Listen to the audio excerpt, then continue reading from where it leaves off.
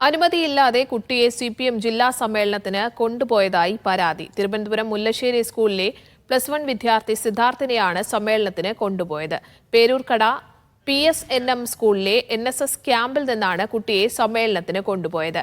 NSS അധ്യാപകനെതിരെ പരാതിയുമായി കുട്ടിയുടെ പിതാവ് ഹരികുമാർ സ്കൂളിൽ പ്രതിഷേധിക്കുകയാണ്. സാജിദ് അജ്മൽ വിവരങ്ങൾ പങ്കുവയ്ക്കാൻ ചേരുന്നുണ്ട്. സാജിദ്, എന്താണ് ഉണ്ടായത്? കുട്ടിയുടെ പിതാവടക്കം എന്താണ് പറയുന്നത്?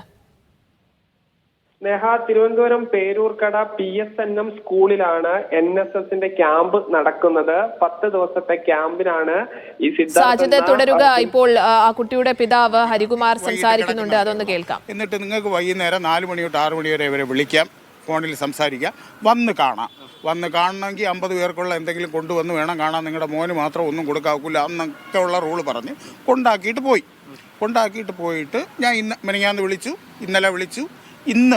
ഇന്ന് രാവിലെ ഇവന് അവിടെ ഈ നമ്മുടെ പാർട്ടിയുടെ ചില പരിപാടികൾക്കെല്ലാം പോകുമെന്ന് പറഞ്ഞാൽ അവനെ കൊണ്ട് ഈ സ്കൂള് ഇല്ലാത്ത ദിവസങ്ങളിൽ സ്കൂൾ ബുദ്ധിമുട്ടില്ലാതെ പോകാൻ പറഞ്ഞിട്ടുണ്ട്. കാരണം നമ്മുടെ വീടിൻ്റെ ചുറ്റും നമ്മുടെ പാർട്ടിയുടെ ആൾക്കാരാണ്, ഞാനും ഒരു അനുഭാവിയാണ്. അപ്പോൾ ഇന്ന് രാവിലെ ഇവിടെ ഉള്ള തന്നെ വിഷ്ണു എന്ന് പറയുന്ന ഒരു പയ്യൻ, ഞാൻ നെടുമങ്ങാട് ഓട്ടം നിന്നപ്പോൾ എന്നെ വിളിച്ചിട്ട് പറയുന്നു, ചേട്ടാ ഇന്ന് അവനെ 1 മണിക്കൂർ വിടണം, സിദ്ധാർത്ഥിനെ ഇങ്ങനെ പാർട്ടിയുടെ ഒരു പരിപാടിയുണ്ട്. ഞാൻ പറഞ്ഞു സിദ്ധാർത്ഥ് ക്യാമ്പിലാണ്, അത് ഞാൻ അവനെ അവിടുന്ന് വിളിച്ച് പറഞ്ഞോളാം. അവിടെ ഞാൻ പറഞ്ഞു ഇല്ല, ക്യാമ്പും കഴിഞ്ഞ് സ്കൂളും കഴിഞ്ഞിട്ടുള്ള പരിപാടിക്കേ വിടുകയുള്ളൂ. എൻ്റെ വണ്ടിയിൽ ആൾക്കാർ ഇരുന്നുകൊണ്ട് ഞാൻ എളുപ്പം പറഞ്ഞ് വിടൂല എന്ന് പറഞ്ഞ് കട്ട് ചെയ്തു. കുറച്ച് കഴിഞ്ഞപ്പോൾ എൻ്റെ ഭാര്യ വിളിച്ച് പറയുന്നു, ഈ വിഷ്ണു എന്നെ വീട്ടിൽ വന്ന് പറഞ്ഞു അവൻ്റെ യൂണിഫോം ഉണ്ട്, ഈ മറ്റേ പരേഡിന് പങ്കെടുക്കുന്ന ആ യൂണിഫോം ഒന്ന് വേണം, കാരണം അവൻ്റെ സൈസിൽ വേറെ ഒരു പയ്യനെ കിട്ടി എന്ന് പറഞ്ഞ് അത് ചുറ്റിക്കൂട്ടിയിട്ടിരുന്ന എൻ്റെ ഭാര്യ തേച്ച് വൃത്തിയാക്കി കൊടുത്തു. പോയി, അത് കഴിഞ്ഞ സംഭവം. വൈകിട്ട് 4 മണിയായപ്പോഴും ഞാൻ എൻ്റെ ഭാര്യയോട് പറയുന്നു, ഇവിടെ ടീച്ചറെ വിളിച്ച് അവൻ്റെ കൂടെ ഒന്ന് സംസാരിക്കുമെന്ന് പറഞ്ഞു. ഞാൻ റോഡിൽ നിൽക്കുകയാണ്. അവൾ വിളിച്ചിട്ട് പറഞ്ഞു, ആ ടീച്ചർ വിളിച്ചപ്പോൾ ആ ടീച്ചർ പറയുന്നു അവരിന്ന് ഇവിടെ ഇല്ല, വേറൊരു ടീച്ചറാണ്. അപ്പോൾ എനിക്കെന്തോ ഒരു സംശയം തോന്നി. ഞാൻ അവിടെ നിന്ന് ആ ടീച്ചറിനെ വിളിച്ചപ്പോൾ ഹോൾഡ് ചെയ്യണമെന്ന് പറഞ്ഞിട്ട് കട്ട് ചെയ്തു. വീണ്ടും വിളിച്ചാൽ പറഞ്ഞു ഇവിടെ എങ്ങാണ്ട് ഉണ്ട്. എനിക്കെന്തോ ഒരു സംശയം തോന്നി. ഞാൻ നേരെ ഇവിടെ വന്നു. ഞാൻ 4:15 ഇവിടെ വന്ന് ഓട്ടോയും കൊണ്ട് വന്നപ്പോൾ ഇവിടെ 2-3 ടീച്ചർമാർ മാത്രമേ ഉള്ളൂ.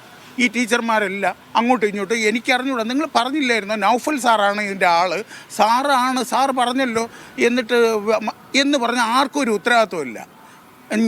നമ്മൾ തെറ്റ് ചെയ്തു, അത് ഒരു തവണത്തേക്ക്. ഞാൻ പറഞ്ഞു എൻ്റെ എവിടെ നിങ്ങളൊന്ന് ആലോചിച്ച് നോക്കണം.